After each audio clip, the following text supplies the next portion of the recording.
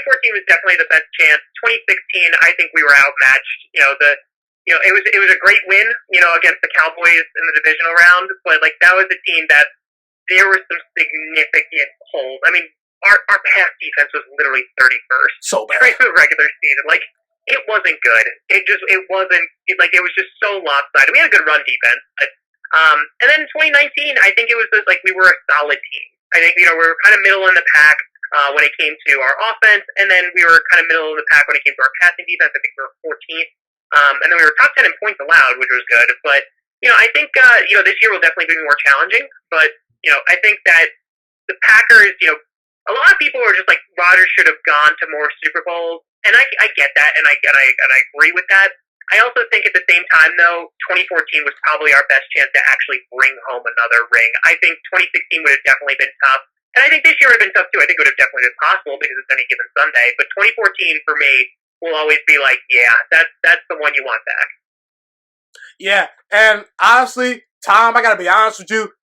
I know you mentioned about how the Chiefs with Patrick Mahomes, are they going to be able to win Super Bowls on, past his rookie deal? I think that Patrick Mahomes is so good to where he potentially can overcome some of those things. Will he do it? We don't know, but I look at the Chiefs this past year, and they are a prime example of why Aaron Rodgers, in my opinion, has not been to more Super Bowls. You want to know why?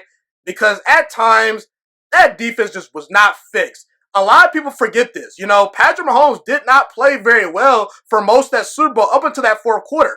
And guess what? Aaron Rodgers and our offense struggled for a long time in that 49ers game up until the fourth quarter. But you want to know why Patrick Mahomes won that Super Bowl? Obviously, he's great. He's clutch, no doubt. He's a great quarterback. But that defense became a top 10 defense statistically that year. The year before, the offense was putting up all-time points. But that defense was awful. And guess what? The Chiefs immediately made changes. They fired that defensive coordinator right after the game ended. They brought in some players in that secondary the very next year. They spent money in free agency. They retooled their defensive line. The secondary improved. They got a new defensive coordinator in there. And I just look back at the Packers with regret as far as the management goes because it just kind of seems like for so long they said, yeah, we have Aaron Rodgers and he's going to make up for all of our holes. We don't need to spend money in free agency. We don't need to, fire Dom Capers after he gives up over 200 yards to Colin Kaepernick in a playoff game. And I just look back and the Packers are. I won't say they failed Aaron Rodgers because you got a Super Bowl out of Aaron Rodgers and you surround him with a lot of good weapons. But at times I think they kind of got lazy and they did not make the necessary moves in order to try to win Super Bowls. Yeah, I wouldn't say it that way, but they just didn't get it. You know what I mean? Like they just didn't get what was required. They weren't aggressive enough, in my opinion, and I think that was the ultimate downfall. I look at the Chiefs. They were aggressive with their free agency. They were aggressive as far as, bringing in some new coaches. They weren't afraid of change. Okay, they weren't afraid to make those trades. They traded for Frank Clark. People forget that. And sometimes the Packers just did not do that. And that was the ultimate downfall, I would say. Yeah, I think, it's a catch-22 because could we have been more aggressive in free agency? Absolutely. 150%. And we really weren't, and obviously, bringing like Julius Peppers in, like that was a big one. Like that enhanced our I like that a lot. Yeah, that was a good pickup. We probably kept him a year too long, but the whole you look at 2011, there's a lot of similarities between 2011 Packers and what you were talking about last year with the Chiefs, in that our offense was disgustingly good. It was just disgusting. That was a 15-1 season. We were running people over, and our defense was crap. They sucked. But we didn't matter because we were just scoring more points. And, then we ran into the Giants and they were like, well, we're just not going to let you score points. And we had no answer to it. And I think, when it comes to the Packers, I think it's a mix of really bad drafting because, you look at the guys that we picked up afterwards. I mean, look at the first rounders just from right after the Super Bowl ring. Derek Sherrod, plus. Nick Perry, should not have gotten an extension. Dayton Jones, plus.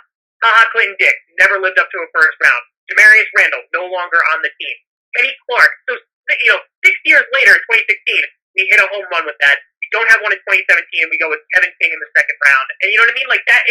It's tough. When you consistently don't draft that well, it's difficult. Now, yes, we got guys like Devontae Adams, David Bakhtiari, Micah Hyde, who we could have kept, Mike Daniels, Casey Hayward, Randall Cobb.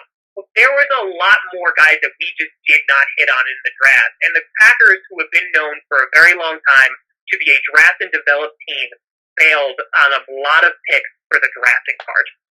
And that came as a detriment to the team, and the team didn't get better because when you don't hit on the draft, that's when you turn to free agency and go, okay, let's plug some of these holes. And we never really did that. Instead, we brought in freaking tight ends.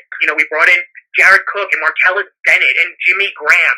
And McCarthy never called plays for him. No, he never. After the Jermichael Finley incident, where he was designing an offense around Jermichael Finley, he just never went back to it again and just forgot to incorporate them back into the offense, and they just never did it.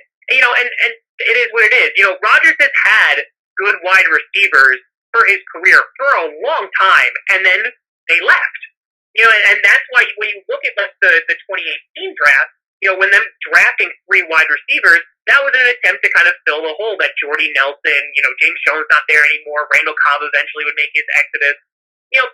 That was an attempt, but it didn't really work. Again, I'm not closing the door on MVS very huge just yet, but again, at some point, you do need to have a balance of we utilize free agency, which is also not a guarantee, and we also need to draft well.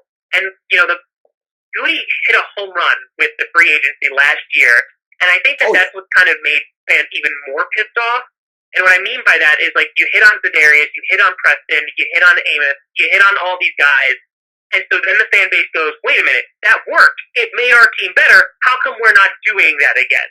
And it's kind of like a catch-22. We're like, well, we can't do that every single year. We can't spend that amount of money every single year. And I just got to hope that, he hit it out of the park again with Christian Kirksey, because if he did, then, that's going to make our team pretty damn good. Yeah, and as you mentioned about the draft bust, I mentioned about how I want, to make some of the trades. I want the aggressive trade. I want you to go out and sign free agents.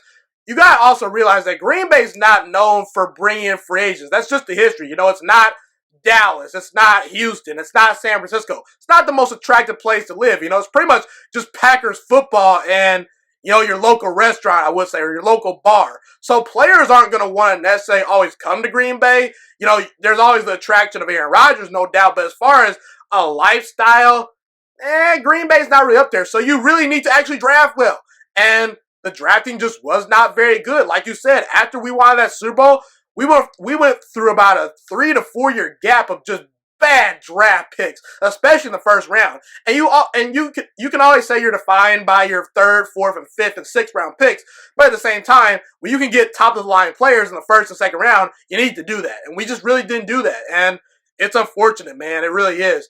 Thank you so much for watching this video today. Please also note that the Juice Alert Sports Podcast is not just a YouTube channel. It is available on all podcasting platforms, including Spotify, Google Podcasts, iTunes, and Apple Podcasts. Also, if you enjoyed this video, be sure to like, comment, subscribe, and share this content with all your friends.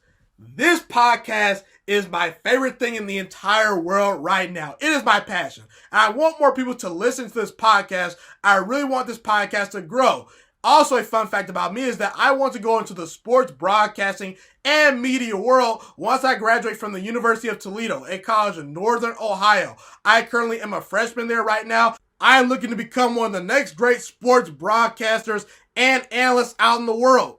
And I potentially would like to start my own network if this podcast really truly grows. Or if I fall short of that goal, I would love to work for a big time network like ESPN or Fox Sports 1. I am open to all networks. So if you believe in my dreams and you see or hear my passion through the screen, be sure to tell all your friends about the Juice Alert Sports Podcast. Stay motivated, you guys. Have a God bless day, and I'm out.